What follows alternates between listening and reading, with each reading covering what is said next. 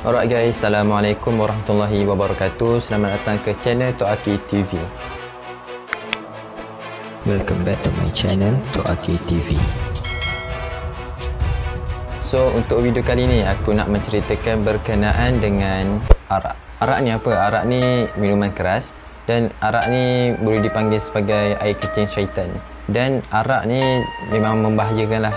Kalau dari segi aspek kesihatan memang membahayakan. Arak ni kan memabukkan. Islam melarang arak kerana ia memabukkan. Macam mana boleh memabukkan? So semalam aku buat satu research untuk mengetahui macam mana arak tu boleh memabukkan. Aku mendapati yang di mana dalam arak ni mempunyai satu compound yang dinamakan etanol. Etanol ni salah satu compound yang terlampau kecil sehingga kan apabila kita minum dia akan memasuki saluran darah dan lebih teruk lagi dia akan memasuki bahagian otak.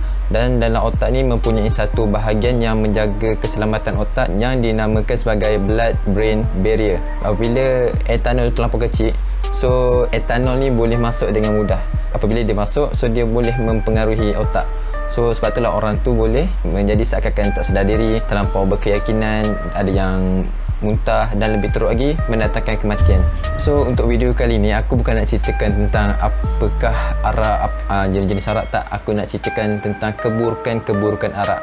Aku dapat listkan sebanyak 5 keburukan.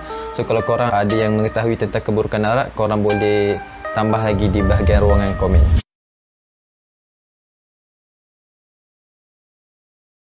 Keburukan arak yang pertama adalah boleh menyebabkan seseorang tu mabuk dan menjejaskan kesihatan dia.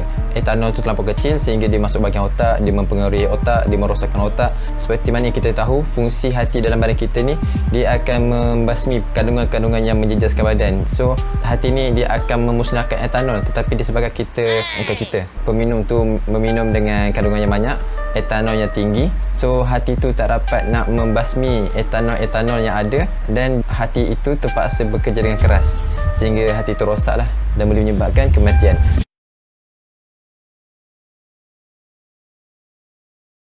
Yang kedua adalah membazir duit. Peminum arak yang tegar, dia sanggup membeli arak yang mahal walaupun dia dah tahu duit dia tak ada, tapi dia dah ketagih dan dia membeli arak walaupun dalam keadaan duit yang kurang stabil lah, dan ia akan menjejaskan ekonomi hidup dia lah.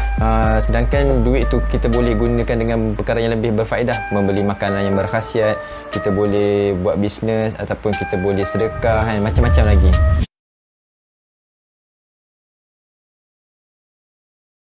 Dan yang ketiga adalah yang ketiga ni memang perkara ni memang dah berlaku sekarang, dah paling hot sekali, iaitu kemalangan lah. Sebabkan pemandu tu minum arak dan dia memandu kenderaan, dan dia memandu kenderaan tu dalam keadaan yang tidak sedar ataupun kurang sedar, so dia boleh menyebabkan kemalangan jalan raya.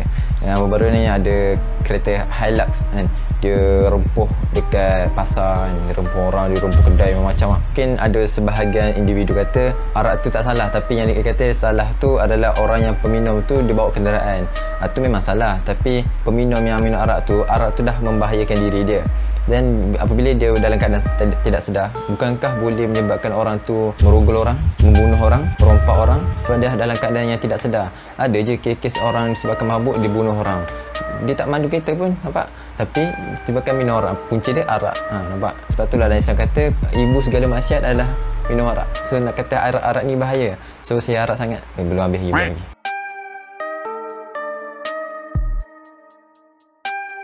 Yang keempat adalah ia akan menjejaskan prestasi kerja. Mungkin kebanyakan orang yang mungkin dah ada kejaya, lepas tu dia stres apa, dia minum arak, dia ambil arak dan dia ingat dengan minum arak tu boleh melegakan ataupun mengubati stres dia dalam kerja. Rupa-rupanya tak. Apabila dia minum arak dan emosi dia kurang stabil ataupun kesihatan dia kurang stabil, dia masuk kerja dan dia melakukan kerja dan banyak kali dan dah disebabkan kesihatan dia terganggu, menyebabkan prestasi kerja dia kurang memuaskan, dan dalam masa sama disebabkan dia boleh menyebabkan ekonomi kerja dia ataupun ekonomi syarikat ke apa kan, boleh terjejas lah. So bahaya sangat arak ni.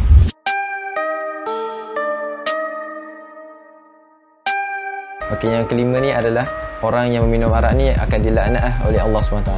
Seperti mana yang hadis yang selalu kita dengar berkaitan dengan arak, 10 orang yang dilaknat oleh Allah SWT, pembeli, pengedar, penjual, peminum, semua benda yang terkait kan. Mungkin ada orang yang kurang meyakini dengan hukum hakam yang Allah telah tetapkan kan. So dia perlukan keburukan-keburukan dari segi macam saintifik apa yang supaya dia lebih yakin. Lepas tu supaya dia lebih berfikirlah. So bila dia nampak okey keburukan ni gini, oh patutlah Islam ni mengharamkan. So indahnya Islam. Islam ni bukan mengungkung, tapi Islam ni menjaga.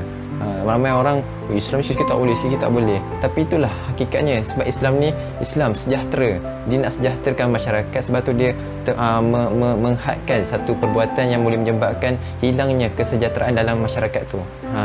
Indahnya Islam.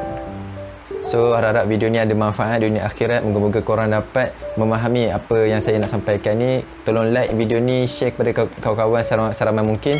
Dan kita harap-harap arak dapat diharamkan ataupun paling kurang pun dapat dihentikan sedikit demi sedikit kan, insya-Allah.